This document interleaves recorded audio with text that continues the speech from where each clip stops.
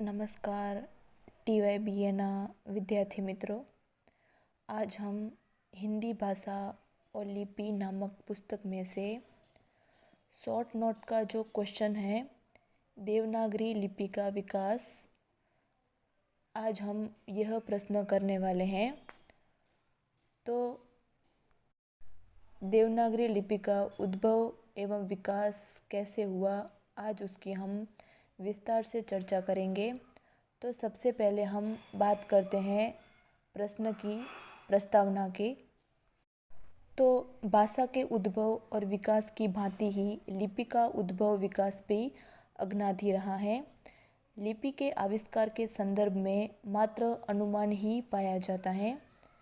विभिन्न प्रकार के अनुसंधानों, खोजों और रचनाओं का आधार लेकर विद्वानों ने लिपि के उद्भव के बीच खोजने के प्रयास किए हैं। ऐसा माना जाता है कि मानव जब असंभव और जंगली यायावर स्थिति में था, तब विभिन्न रेखाओं का सहारा लेता था। अपने घोड़ों की पहचान के लिए उन पर अलग अलग चिन्ह बनाता था। अपनी दैनिकी जिंदगी के क्रियाकलापों को सुरक्षित रखने हेतु मानव अलग अलग साधन या फिर माध्यमों का सहारा लिया करता था। विद्वानों ने इसे प्रतीकात्मक, चित्रात्मक, भावनात्मक, ध्वन्यात्मक आदि जैसे नाम दिए। लिपि के प्रारंभिक संकेत इन प्रणालियों में खोजे जा सकते हैं। वस्तुतः भाषा वैज्ञानिकों ने देवनागरी लिपि की विकास रेखा को अलग अलग कालखंडों में विवेचित किया है, जिन्हें हम इस प्रकार देख सकते हैं। तो सबसे पहले लिपि को समझने से पहले तो हम जानें कि जब लिपि का आविष्कार नहीं हुआ था, तब लोग भाषा का उपयोग करते थे, और जब भाषा का भी आविष्कार नहीं हुआ था, तब लोग सांकेतिक भाषा का उपयोग करते थे, यानी कि इशारों की भाषा। लोग इशारों में या फिर संकेतों में एक दूसरे को मनोभावों को समझते थे एवं अपने मनोभावों को दूसरों को समझाते थे। तो इस सांकेतिक भाषा से बहुत ही परेशानियां उत्पन्न होने लगी, तो मानवी ने भाषा का आविष्कार किया। लेकिन भाषा से भी समस्याओं का उद्घाटन होने लगा। भाषा एक ऐसा माध्यम है जिसे एक ही समय और एक ही स्थान पर बोला और सुना जा सकता है, अतः इससे वक्ता और श्रोता के बीच समकालत्व और समदेशत्व अनिवार्य है। तो फिर ध्वनि भाषा की इस मर्यादा से मुक्त होने के लिए मनुष्य ने फिर लिपि का आविष्कार किया। तो लिपि यानी कि लिखित रूप, यानी कि जिसे हम लिख सकते हैं, उसको लिपि कहा जाता है। इस प्रकार हम कह सकते हैं कि सर्वप्रथम मानव सांकेतिक भाषा का प्रयोग करता था। फिर सांकेतिक भाषाओं की समस्याओं के कारण मानव ने भाषा का आविष्कार किया। फिर भाषा के रहते मानव ने लिपि का आविष्कार किया। तो लिपि अर्थात लिखित रूप, यानी कि जिसको हम लिख सकते हैं, उसे लिपि कहा जाता है। तो चलो लिपि के इस संदर्भ में हम देखते हैं कि भारत की प्राचीन लिपियाँ कौन सी थी। तो चलो अब हम जान ले कि भारत की प्राचीन लिपियाँ कौन कौन सी हैं। तो सिंधु लिपि, ब्राह्मी लिपि, खरोष्टी लिपि, गुप्त लिपि, शारदा लिपि, नागरी लिपि, देवनागरी लिपि, ये सब भारत की प्राचीन लिपियाँ हैं। भारत में लिपियों के प्राचीनतम अवशेष शिलालेखों एवं सिक्कों पर देखे जा सकते हैं, जिनके आधार पर ये प्रमाणित होता है कि खरोष्टी और ब्राह्मी भारत की प्राचीनतम लिपियां हैं। विद्वानों के अनुसार यूँ तो भारत की 64 लिपियां मानी गई हैं, लेकिन उनमें से खरोष्टी एवं ब्राह्मी व भारत की प्राचीन लिपियां हैं। अशोक के शिलालेखों की लिपियां खरोष्टी और ब्राह्मी हैं। जैन और बौद्ध ग्रंथों में भी इन दो लिपियों का उल्लेख मिलता है। जैनों के पन्नवणा सूत्र और सम्मवायांग सूत्र में जिन दो लिपियों का उल्लेख है, उनमें पहली है बम्भी यानी कि ब्राह्मी और दूसरी है खरोष्टी। बौद्धों के ललित विस्तर नामक ग्रंथ में भी इन्हीं दो लिपियों का उल्लेख मिलता है। इस प्रकार खरोष्टी एवं ब्राह्मी लिपि को भारत की प्राचीन लिपियां माना गया है। तो चलो मित्रों, अब हम बात करते हैं भारत की प्राचीन लिपि खरोष्टी की। तो सिंधु घाटी की चित्रलिपि को छोड़कर खरोष्टी भारत की 2 प्राचीन लिपियों में से एक हैं, यानी कि प्रथम है ब्राह्मी और दूसरी है खरोष्टी। तो खरोष्टी के प्राचीनतम अवशेष अशोक के शिलालेखों में मिलते हैं, जो सहबाजगढ़ी और मानसेरा के नाम से प्रसिद्ध हैं। यानी कि अशोक के 2 लेख थे, एक सहबाजगढ़ी और दूसरा है मानसेरा। उसमें खरोष्टी लिपि के उदाहरण हमें देखने को मिलते हैं। आगे चलकर खरोष्टी लिपि को विदेशी राजाओं ने भी सिक्कों तथा शिलालेखों में प्रयुक्त किया। अब खरोष्टी लिपि के नामकरण को लेकर विद्वानों में विविध मत हैं। सभी विद्वानों ने खरोष्टी लिपि को नामकरण को लेकर अलग अलग मत प्रदर्शित किए हैं। तो सबसे पहले हम मत देखें तो चीनी विश्वकोश का। तो चीनी विश्वकोश के अनुसार किसी खरोष्ट नामक व्यक्ति ने इसकी रचना की थी, इसलिए इस लिपि का नाम खरोष्टी लिपि पड़ा। यानी कि खरोष्ट नामक व्यक्ति के नाम के आधार पर इस लिपि का नाम खरोष्टी पड़ा। दूसरे मत के अनुसार खरोष्ट नामक सीमा प्रांत के अर्ध सभ्य लोगों में प्रचलित होने के कारण यह खरोष्टी कहलाई। और तीसरा मत यह है कि गधे की खाल पर लिखी जाने के कारण ईरानी में इसे खरपोस्त कहते हैं। यानी कि जो गधे की खाल होती है उसे ईरान की भाषा में खरपोस्त कहते हैं, और यह खरपोस्त का अपभ्रंश रूप है खरोष्टी। तो गधे की खाल पर लिखी जाने के कारण इसे खरपृष्टि या फिर खरोष्टी कहलाई। खरोष्टी लिपि के नामकरण में मतभेद हैं। वैसे ही खरोष्टी लिपि की उत्पत्ति में भी विद्वानों के मतभेद देखने को मिलते हैं। तो प्रथम मत के अनुसार खरोष्टी लिपि आर्मेयिक लिपि से निकली है। खरोष्टी लिपि के 11 अक्षर और उनकी ध्वनि आर्मेयिक लिपि से मिलती जुलती हैं। इसलिए विद्वानों ने यह मत दिया है कि खरोष्टी लिपि हैं वह आर्मेयिक लिपि से निकली हैं। अब भारतीय विद्वानों का मत क्या है? तो भारतीय लिपि के सुप्रसिद्ध विद्वान डॉक्टर गौरीशंकर ओझा ने ये भी इसी मत से सहमत हैं कि यह आर्मेयिक लिपि से निकली है। अब दूसरे मत के अनुसार खरोष्टी शुद्ध भारतीय लिपि नहीं है, किंतु ठोस प्रमाणों के अभाव में इस बात की पुष्टि नहीं हो पाती। खरोष्टी लिपि भारतीय लिपि नहीं है, इसका सबसे बड़ा प्रमाण यह है कि वह भारत की अन्य लिपियों से विपरीत लिखी जाती हैं। यानी कि खरोष्टी लिपि है वह दाएं से बाएं लिखी जाती हैं। साधारण तौर पर हम देखें तो जो भारतीय लिपियां हैं वह बाएं से दाएं लिखती हैं, लेकिन खरोष्टी लिपि है वह दाएं से बाएं लिखी जाती हैं। यानी कि जैसे उर्दू लिपि है, अरबी लिपि है, उसी तरीके से ये खरोष्टी लिपि लिखी जाती हैं। यह एक काम चलाऊ लिपि थी, यानी कि जो साहित्य रचनाएं हुआ करती थी वह खरोष्टी लिपि में बहुत ही कम हुआ करती थी। या फिर तो दूसरे शब्दों में कहें तो खरोष्टी लिपि का कार्य सिर्फ काम चलाऊ तक ही मर्यादित था। इसे पूर्ण वैज्ञानिक या शास्त्रीय लिपि नहीं कहा जा सकता। इसमें स्वरों का अभाव था, यानी कि खरोष्टी लिपि में स्वरों का अभाव देखने को मिलता था। विशेषतः दीर्घ स्वरों का तो सर्वथा अभाव था। संयुक्त व्यंजन नहीं के बराबर थे। वर्तमान में अक्षरों की कुल संख्या 37 थी, अतः वर्णमाला भी खरोष्टी लिपि में अपूर्ण एवं अवैज्ञानिक थी। इस प्रकार खरोष्टी लिपि की अनेकविध सीमाएं थी। वह विदेशी लिपि थी, ये स्वयं स्पष्ट है।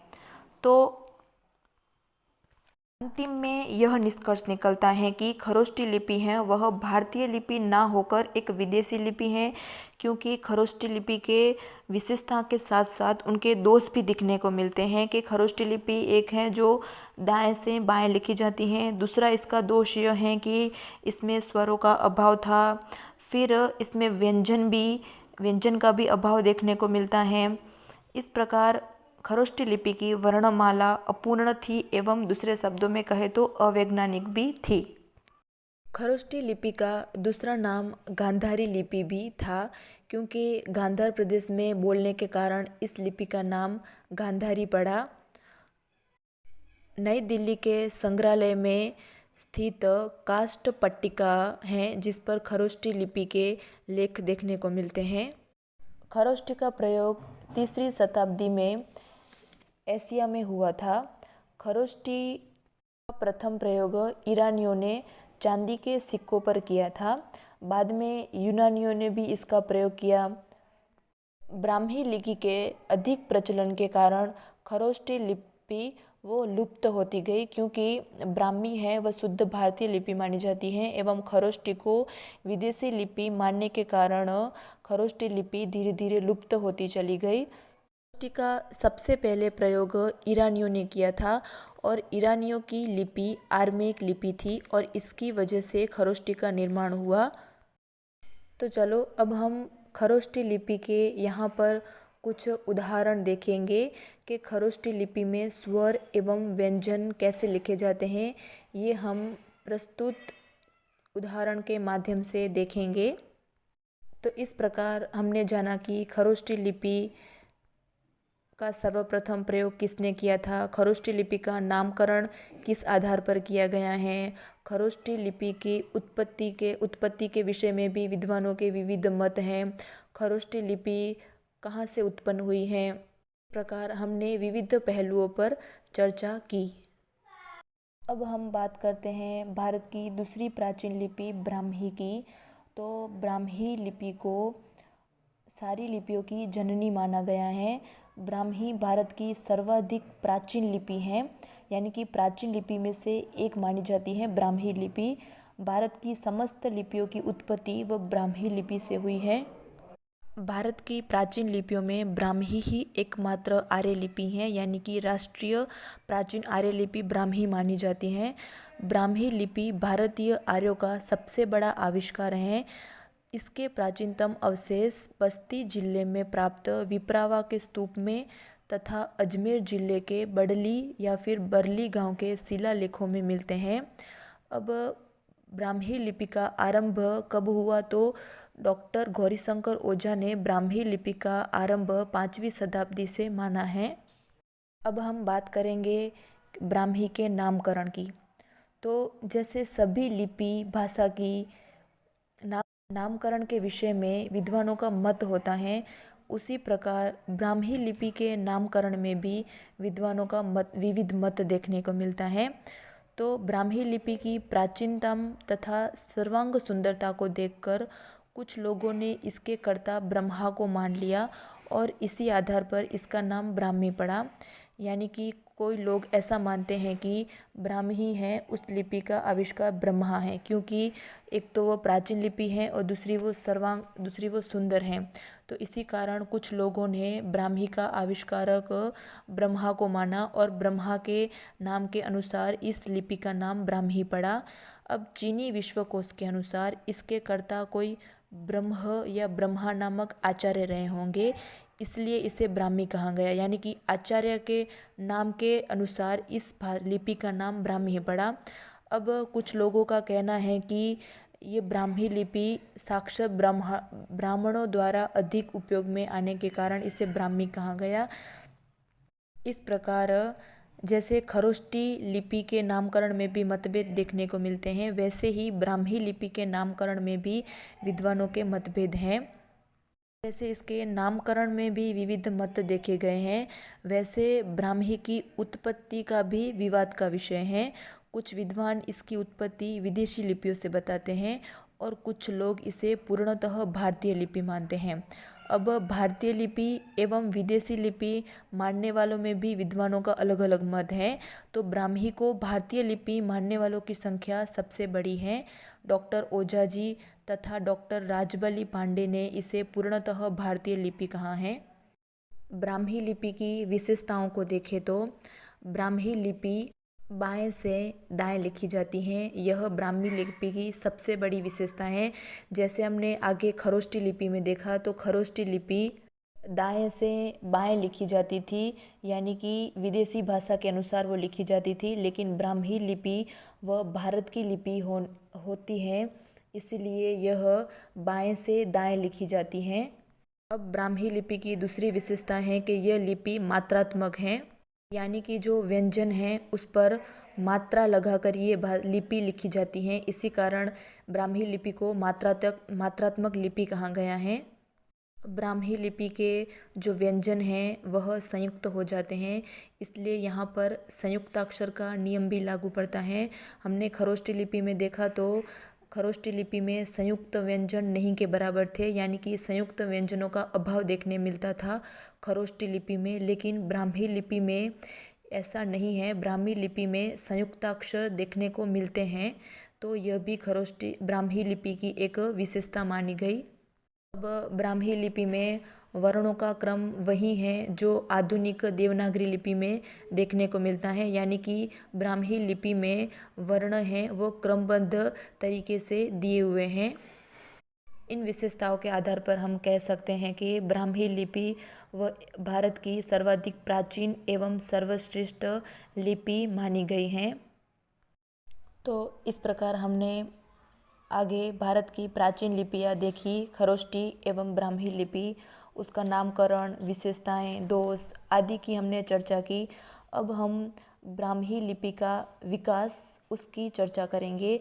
तो ब्राह्मी लिपि के प्राचीनतम प्रमाण 4वीं शताब्दी के हैं। 4वीं शताब्दी के आसपास ही ब्राह्मी लिपि वह 2 प्रवाहों में, यानी कि 2 भागों में बट गई। उनका एक भाग हुआ उत्तर ब्राह्मी एवं दूसरा भाग हुआ दक्षिणी ब्राह्मी। उत्तर का प्रवाह है वह उत्तर ब्राह्मी कहलाया एवं दक्षिण का प्रवाह है वह दक्षिणी ब्राह्मी कहलाया, जिसका प्रचार मुख्यतः दक्षिण भारत में हुआ। इन्हीं 2 प्रवाहों से आगे चलकर भारत की विभिन्न लिपियों का विकास हुआ। तो ब्राह्मी लिपि के 2 प्रवाह हुए, एक तो उत्तर ब्राह्मी और दूसरा हुआ दक्षिणी ब्राह्मी। अब उत्तर ब्राह्मी में भी 2 लिपियों का विकास हुआ, एक तो गुप्त लिपि एवं कुटिल लिपि। फिर आगे चलकर कुटिल लिपि के भी 2 लिपि का जन्म हुआ, नागरी लिपि एवं शारदा लिपि। और आगे चलकर इन लिपियों से उद्भव हुआ देवनागरी लिपि का। तो दूसरी तरफ हम देखें तो दक्षिणी ब्राह्मी से द्रविड़ भाषा परिवार की भाषाओं की लिपियां विकसित हुई, यानी कि द्रविड़ परिवार की जो भाषाएं थी उनका विकास दक्षिणी ब्राह्मी से हुआ। इस प्रकार ब्राह्मी लिपि का विकास किस प्रकार हुआ वह हमने देखा। अब हम देखेंगे देवनागरी या फिर तो नागरी लिपि का विकास कैसे हुआ, उसका नामकरण कैसे हुआ, उसकी उत्पत्ति कैसे हुई, इसकी हम चर्चा करेंगे। देवनागरी लिपि का पहले कुटिल लिपि नाम था, बाद में यह लिपि नागरी नाम से प्रसिद्ध हुई। 7वीं शताब्दी के अंतिम चरण में उत्तर भारत में इसका प्रचार मिलता है। यह मूलतः उत्तर की लिपि है। दक्षिण में इसे नंदिनी नागरी कहा जाता है। नागरी का ही दूसरा नाम देवनागरी पड़ा। अब देवनागरी लिपि है, यह भारत की ही एक लिपि है जिसमें से कई भारत की एवं विदेशी लिपियों का समावेश होता है। देवनागरी लिपि है, यह बाएं से दाएं लिखी जाती है एवं देवनागरी लिपि की पहचान सिरोरेखा से होती है, यानी कि जो ब्राह्मी लिपि है उसके ऊपर सिरोरेखा बनाई जाती है और यही उसकी पहचान है। देवनागरी लिपि में कौन कौन सी बोलियां बोली जाती हैं, तो हिंदी है, मराठी है, असमी, तमिल, संस्कृत, पाली, कोंकणी, कन्नड़, भोजपुरी, नेपाली, राजस्थानी, मैथिली, ये आदि सब बोलियां हैं वह देवनागरी लिपि की बोलियां हैं। देवनागरी लिपि में कुल 52 अक्षर हैं, जिसमें से 14 स्वर एवं 38 व्यंजन देखने को मिलते हैं। इसमें अक्षरों की क्रमबद्धता भी वैज्ञानिक तरीके से हुई है, जैसे कि स्वर, व्यंजन, ध्वनियाँ, अघोष ध्वनियाँ, अल्प प्राण ध्वनियाँ, महाप्राण ध्वनियाँ। इसी प्रकार देवनागरी में सारे स्वर एवं व्यंजन क्रमबद्ध तरीके से देखने को मिलते हैं। तो देवनागरी का इतना परिचय जानने के बाद अब हम नागरी के नामकरण को लेकर जो विद्वानों में मत प्रचलित हैं उसकी चर्चा करेंगे। तो गुजरात के नागर ब्राह्मणों में प्रचलित होने के कारण इसका नाम नागरी पड़ा, यानी कि गुजरात के जो ब्राह्मण थे वहाँ यह लिपि अधिक प्रचलित थी, तो इनके अनुसार इनका नाम नागरी लिपि पड़ा। नगर संस्कृति के विशेष रूप से संबंध होने के कारण इसे नागरी कहा गया है। नागरी ही बाद में देवनागरी कहलाई, यानी कि देवनागरी को पहले नागरी के नाम से पुकारा जाता था, बाद में यही नागरी देवनागरी में बदल गई। देववाणी संस्कृत से संबंध होने के कारण इसे देवनागरी कहा गया। काशी को पुराने ज़माने में देवनागर कहा करते थे। इस लिपि का प्रचार काशी के पंडितों में अधिक था, इसलिए इसका नाम देवनागरी पड़ा। इस प्रकार देवनागरी लिपि के नामकरण में भी विद्वानों के प्रायः विभिन्न प्रकार के मत देखे जा सकते हैं।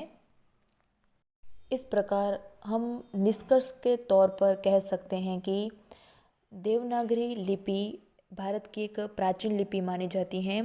भारत की प्राचीन लिपियों में वैसे तो बहुत सारी लिपियों का समावेश होता है, लेकिन उनमें से जो 2 लिपियां हैं, खरोष्ठी लिपि एवं ब्राह्मी लिपि, वे भारत की सर्वाधिक प्राचीन लिपियां मानी जाती हैं। फिर ब्राह्मी लिपि के विकास के कारण देवनागरी लिपि का उद्भव हुआ। देवनागरी लिपि भी भारत की एक प्राचीन लिपि मानी जाती है एवं उसके नामकरण के जैसे खरोष्ठी लिपि का नामकरण है, ब्राह्मी लिपि का नामकरण है, वैसे देवनागरी लिपि के नामकरण में भी विद्वानों के प्रायः मतभेद देखने को मिलते हैं। इस प्रकार हम कह सकते हैं कि ये लिपियाँ भारत की प्राचीनतम लिपियाँ मानी जाती हैं।